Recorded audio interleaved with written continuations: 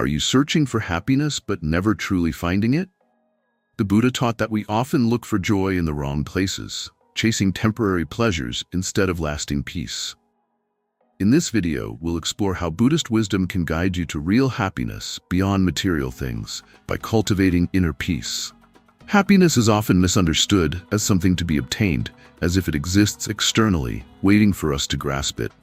The truth is, happiness is not something we find. It is something we cultivate. The more we seek happiness outside of ourselves, the further it seems to drift away. This is the fundamental mistake that keeps people in a constant cycle of suffering and discontent. The Buddha taught that real happiness does not come from wealth, power, relationships, or achievements. It arises from within, from a mind that is free, peaceful, and clear. The reason we struggle to find happiness is that we attach ourselves to impermanent things. Everything in life is temporary. Every possession, every relationship, every sensation is subject to change. Yet, we behave as if they are permanent. We believe that if we could just get the right job, the perfect partner, the ideal lifestyle, we would finally be happy. But then, we get these things, and the happiness fades. Something new is always needed to fill the void. This is the cycle of craving, always wanting more, always feeling dissatisfied. This is why the Buddha described craving as the root of suffering. It is like drinking salt water when thirsty. The more we drink, the thirstier we become. To break free from this suffering, we must first understand impermanence. Everything in life rises and falls. Nothing stays the same. The seasons change, people age, emotions fluctuate, circumstances shift. Clinging to something impermanent only leads to suffering.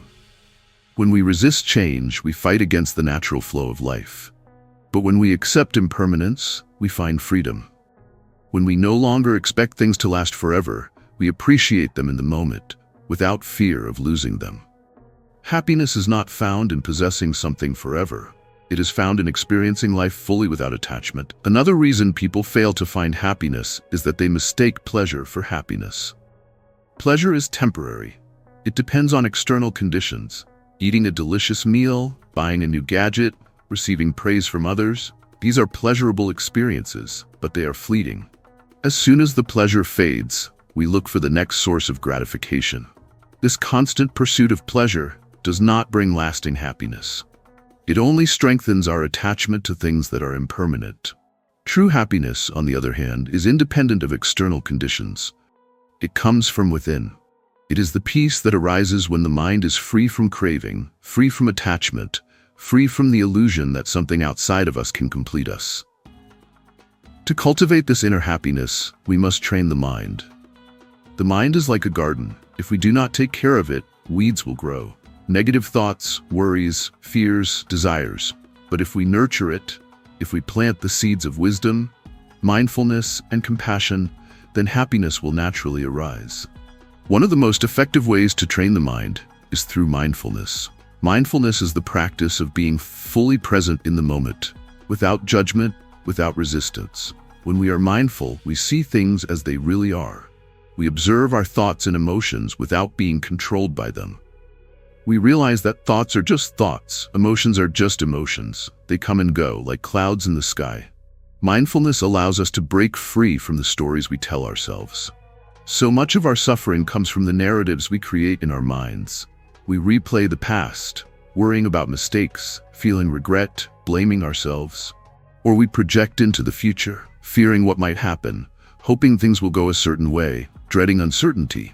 But the past is gone, and the future has not yet arrived.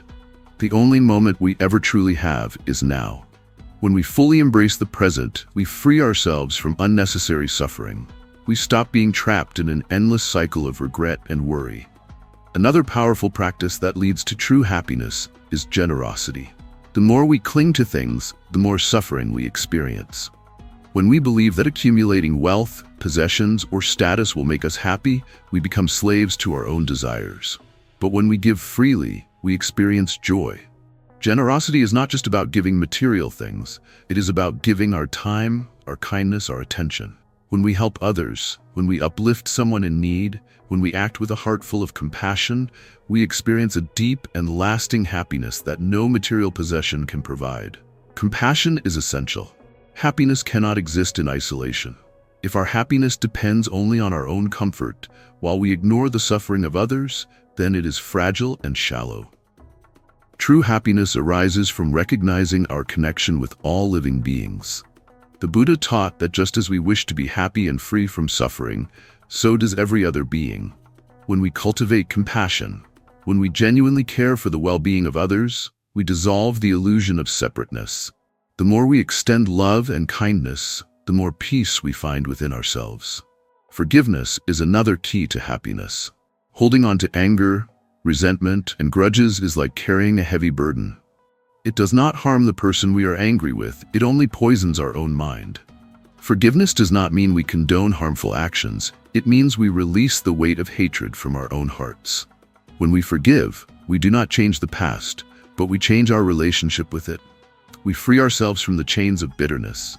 And just as we must forgive others, we must also forgive ourselves. We all make mistakes, we all have regrets. But self-judgment only keeps us trapped in suffering. When we forgive ourselves, we allow space for growth, healing, and transformation. Another cause of unhappiness is comparison. We look at others and feel inadequate. We believe that they have more success, more beauty, more opportunities. We measure our worth against external standards. But comparison is a thief of joy. The Buddha taught that contentment is the greatest wealth. When we stop comparing, when we appreciate what we have, we realize that happiness is not about having more. It is about wanting less. Gratitude shifts our focus from what is lacking to what is present. Every day there is something to be grateful for. The simple act of appreciating what we have brings more happiness than any external achievement ever could. The practice of letting go is central to happiness. Letting go does not mean we do not care. It means we do not cling. We let go of expectations, let go of the need for control, let go of the illusion that we can make everything perfect. Life is uncertain.